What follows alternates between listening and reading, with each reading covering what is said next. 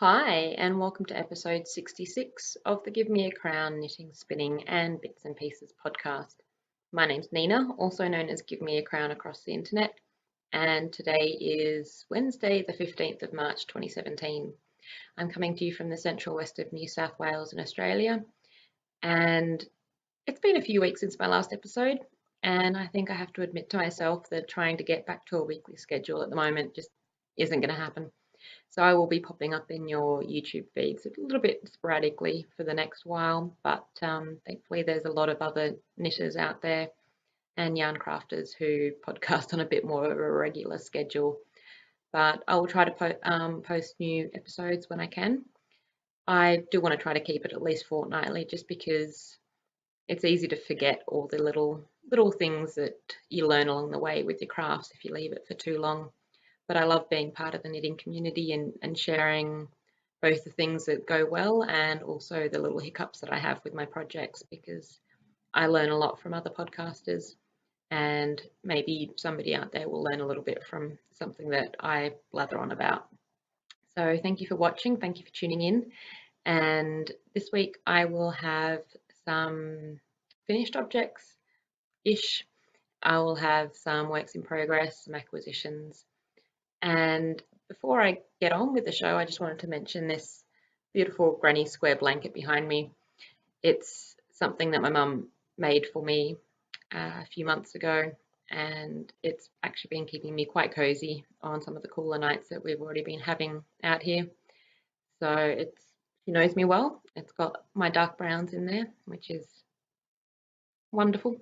I have a couple of other granny square blankets that she's made me over the years, but I think this is the first one that is truly my colours. So I'm very happy with it. I'm recording in a slightly different position to normal just because it's a bit of a windy day, so the sunroom is kind of rattling, and hopefully the trucks outside aren't going to be too noisy, but we'll see how we go. So before I get on to my finished object, we have a prize drawing. Last time I mentioned that we had been given a copy of the Quiet Day Shawl by Minna Sauravala, and she is Finn Frost on Ravelry, and she's also the host of the Frost Bites podcast on YouTube. And I have popped the entrant names into my beanie, so they're in there. I'll shuffle them around and pull out one, and the winner is Buckaroo. Congratulations, Buckaroo. I think that you'll enjoy the shawl very much. If I will pass your name on to Minna, and then she will send the pattern your way. So I've been working on mine, and I'll share that a little bit further along in this podcast. My finished object is a spin that I've been working on, and I shared it as a work in progress last time, and it's from some fibre from the House of Wool in Blackheath, which is in the Blue Mountains, just sort of between here and Sydney. And this is the skein that I've made up. So this is a merino and silk blend, and what I ended up deciding to do was to do a traditional 3-ply. So rather than doing a single and then chain plying it on itself to make stripes, I wanted to do 3 different singles and then combine them together to try to distribute the colours as much as possible. So this one ended up being 98 grams and about 287 meters, which, because of the silk content, and silk and wool weigh different amounts, I think this is sort of a sport weight. I haven't done a wraps per inch test on it yet, but it's sort of between a sport and a DK at least. So I ended up having this much left over. So this was the other thing. As I was sort of spinning the 3 together, at one point one of the bobbins ran out, so I had this much left of 2 of the singles, and I applied them together. And so this is just a 2-ply. It's got 125 meters in 27 grams, so it's a light fingering weight.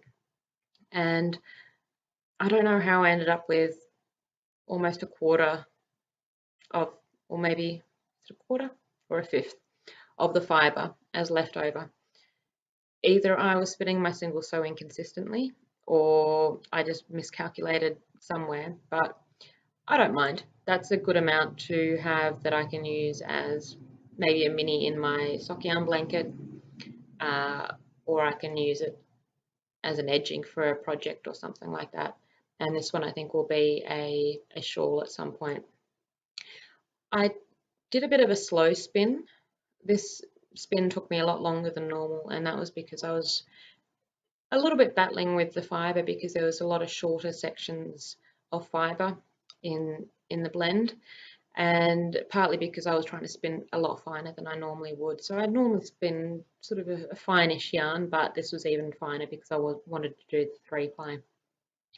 I decided to try a cross threading or cross lacing on my flyer. So it's something that I've read about somewhere suggesting that it was a way to be able to spin finer because it sort of adjusts the uptake of the fibre onto the bobbin. So I sort of threaded the fibre, or threaded the single through 2 of the little eyelet-y things on the flyer, and I think it did seem to help with my spinning, but I had a few little concerns that it was starting to rub up against against the singles on the bobbin, but I just kept going and it seemed to go okay. I've sort of since realized that it's probably easier to do that kind of technique if you have hooks on your flyer rather than the sliders, but it seemed to work okay. So I'll definitely try that again. So I used a short forward draw because I was just trying to get a worsted spin rather than a woolen spin. And I'm really happy with how it turned out. Admittedly, I can't tell much of the difference between these two as far as colour distribution goes.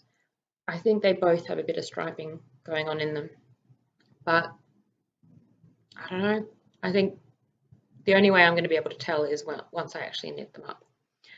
But they're both nice and drapey. So they're a little bit compacted at the moment. I probably shouldn't leave them skeined up for too long, but they have a drape that's very hard to show off on camera.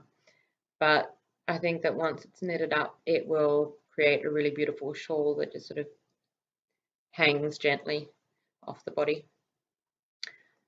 So, I don't think I've photographed these yet for Ravelry, so I'll have to do that as well at some point. So very happy that that's done, and I'm contemplating what I'm going to spin up next. And I shouldn't try to skein things up on camera because I will mess it up. I think I'll just pop it to the side. Okay, works in progress then. So I have been working away on my Free Spirit pullover, which is a little bit tangled as usual. And I've been working on the body, and I'm down to the ribbing on the body.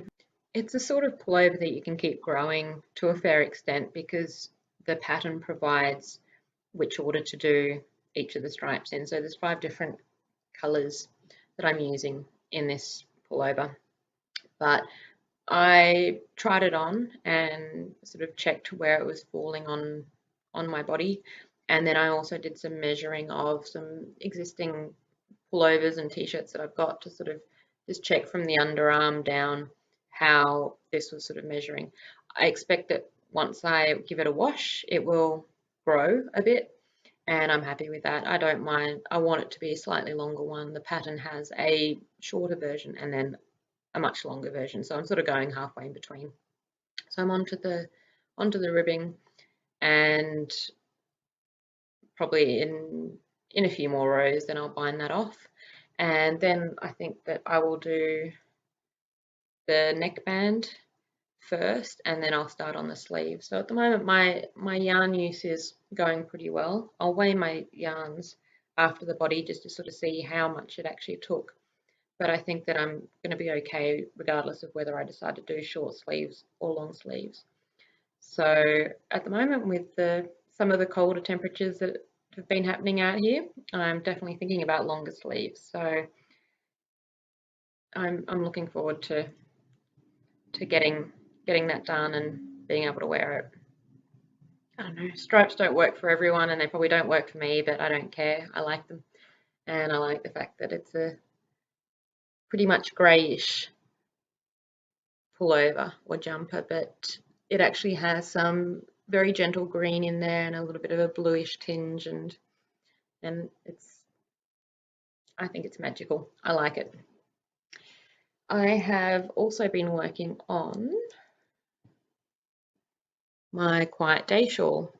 I'm calling this my Quiet Day in Autumn shawl, and this is, as I mentioned earlier, by Minna Sorvala, and it uses 4 different colours. So what I did was I just went through my stash and pulled out a bunch of different yarns, put them together and sort of weighed some of them just to sort of check that they were approximately what they needed to be. I made sure that they were always a little bit heavier than what the pattern called for, just because some fingering weight yarns are lighter and have longer yardage, and some are heavier with longer yardage, and there's differences in fingering weight yarns. So I always make sure that I have more than what the pattern calls for,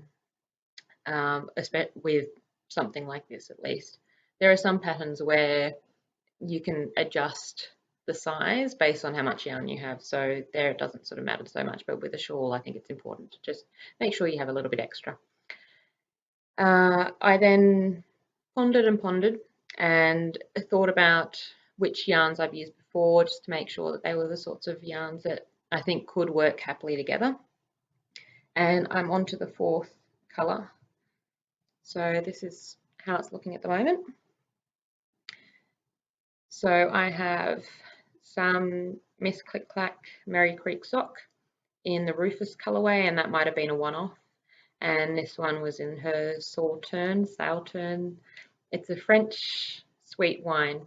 I had to check my show notes for that because Miss Click Clack told me what it was when I bought it a while ago, and I had to look it back up. I had to look it up again because I knew what it was, but I'd forgotten.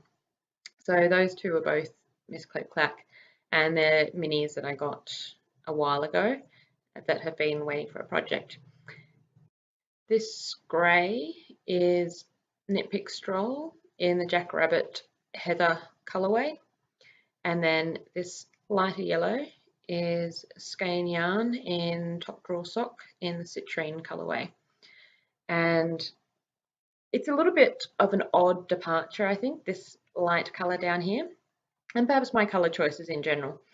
The original, I think, is made with sort of a dark colour going lighter and lighter and lighter, and I was just playing around with colours, and I really wanted the lace border to be in a lighter colour, and I had originally had a sort of a light brown in here, which would have sort of gone in a decreasing of strength. What's the word for that? Anyway, a bit of a gradienty kind of effect, but I just didn't think that there was enough difference between the mustardy colour and then the brown, so I ended up changing it for the grey, and I'm happy with how it goes. I was a little bit worried that the colour was just a little bit too different, but I think once I actually hang it around my neck, I think it's going to be absolutely perfect and my kind of colours. So I'm going to be looking forward to wearing this winter. The Skein Yarn Top Drawer Sock that I'm using is amazing. I've never knit with the Top Drawer Sock before, but it's an 85% superwash merino, 15% nylon, and it's just incredibly soft and smooth and wonderful to knit with. So I can understand why people get a bit excited about skein yarn. So I'm happy to be putting that into a project now. I'd had it in my stash for a little while, just sort of staring at it, but I think it's going to be beautiful. I think once this blocks out as well, I think it will all work together. So not too much further to go on this, so I should have it ready for the next podcast. I have also got some acquisitions recently. So I was trying to count my yarn for the year, but I got sort of stuck with trying to figure out what it means when I've got fibre that I purchase and then I use it to spin with, and then I use it to knit with, and how do I calculate that? Do I have 100 grams coming in but 200 grams going out? And I've kind of given up on the idea of counting how much yarn I'm using. So I end up buying some more yarn. So I saw an update had gone up from Circus Tonic Handmade, and I like her Ravelry sock base a lot. I've used it in a shawl and I'm using it in my Free Spirit pullover.